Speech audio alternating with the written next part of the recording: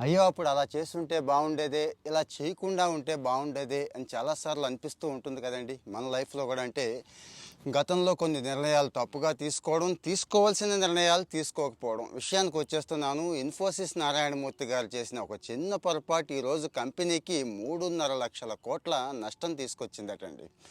మీనన్ గోయల్ అని చెప్పి ఆళ్ళకి తెలిసిన చార్టర్డ్ అకౌంటెంట్ ఈ మధ్య బయట పెట్టాడు. ఇది బాగా నడుస్తోంది ఇప్పుడు సోషల్ మీడియాలో. ఇప్పుడు కాదండి, 2015 ఆ టైంలోనే ఓపెన్ ఏఐ, ఇప్పుడు మీకు గుర్తుంది కదా చాట్ జీపీటీ, ఇదంతా ఇన్ఫోసిస్‌ని నెక్స్ట్ లెవెల్ జనరేషన్ కంపెనీగా మార్చేద్దాం అని చెప్పి అప్పట్లో సీఈఓ విశాల్ సిక్కా అనే అతను ఉండేవాడండి. అంటే బాగా ఆలోచించేవాడు, అడ్వాన్స్డ్‌గా ఆలోచించేవాడు. ఇతను ఏం చేశాడంటే $1 బిలియన్ ఓపెన్ ఏఐలో పెట్టుబడి పెట్టేశాడు అప్పట్లోనే. ఎవరితోనూ, ఎలాన్ మస్క్‌తోనూ, జెఫ్ బెజోస్‌తోనూ, ఇలాంటి వాళ్ళతో. అంటే ఇన్ఫోసిస్ జనరల్‌గా సాంప్రదాయంగానే ఉంది, నెక్స్ట్ లెవెల్‌కి తీసుకెళ్ళిపోతే ఇక తిరుగుండదు అని చెప్పి. కానీ అక్కడ నారాయణమూర్తి గారు ఒప్పుకోలేదండి. అమ్మో ఇది రిస్క్ ఏమో, ఈ ఓపెన్ ఏఐ ఎలా ఉంటుందో ఏమో తెలియదు, ఎందుకొచ్చిన గొడవ అని చెప్పి అవి మొత్తం విత్‌డ్రా చేయించేశాడండి. అంటే వెనక్కి తీసుకొచ్చేసి, తెలుసు కదా మన షేర్ హోల్డర్లకు పనిచేయడం వగైరా, పప్పు బెల్లం కింద పనిచేశారు.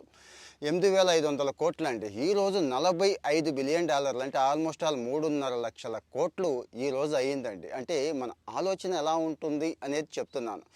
నారాయణమూర్తి గారు ఎంత తెలివిగలవాడు, సందేహమే లేదు. భారతదేశంలో టాప్ 10లో ఉంటారు అనుకోవచ్చు ఇప్పుడు బతికున్న వాళ్ళల్లో. కానీ అలాంటి వాళ్ళు కూడా ఎక్కడెక్కడ పొరపాటు చేస్తారు అంటే, కొత్తదనం వచ్చినప్పుడు, కొత్త వాతావరణం వచ్చినప్పుడు, లేకపోతే ఒక కంఫర్ట్ జోన్ అనుకుంటాం కదండీ! అది కంఫర్ట్ జోన్ మనకే అనుకుంటామండి. మనమే కాదు, అందరం కూడా ఆ కంఫర్ట్ జోన్‌లో ఇరుక్కుపోతూ ఉంటాం. చిన్న చిన్న రిస్కులు, అంటే మనలాంటి వాళ్ళకి $1 బిలియన్ పెద్ద రిస్క్ గానీ, ఇన్ఫోసిస్ లాంటి కంపెనీకి $1 బిలియన్ పెద్ద రిస్క్ ఏముందండి? కాదు కదా! అంటే వాళ్ళు కూడా కంఫర్ట్ జోన్ ఆలోచించారు. వాళ్ళు కూడా ఆ రిస్క్ గురించి భయపడ్డారు కాబట్టే ఈ పరిస్థితి వచ్చింది అని చెప్తారండి. ఆ తర్వాత ఇక విశాల్ సిక్కా, అదే అప్పటి సీఈఓ, నారాయణమూర్తి గారితో తేడా వచ్చి బయటికెళ్ళిపోయాడు. బయటికెళ్ళి ఆయన పని ఆయన చేసుకుంటున్నాడు.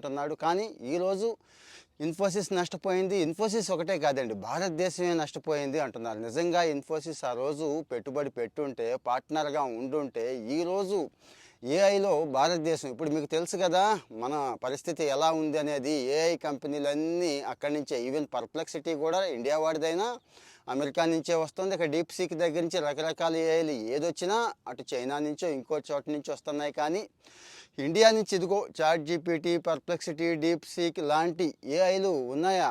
లేవు. కారణం ఏంటి అంటే ఇదిగో ఇలాంటివేనండి. అంటే మనం కూడా ఎలా ఆలోచించాలి అనేది ఇక్కడ ఈ ఉదంతం చెప్తోంది.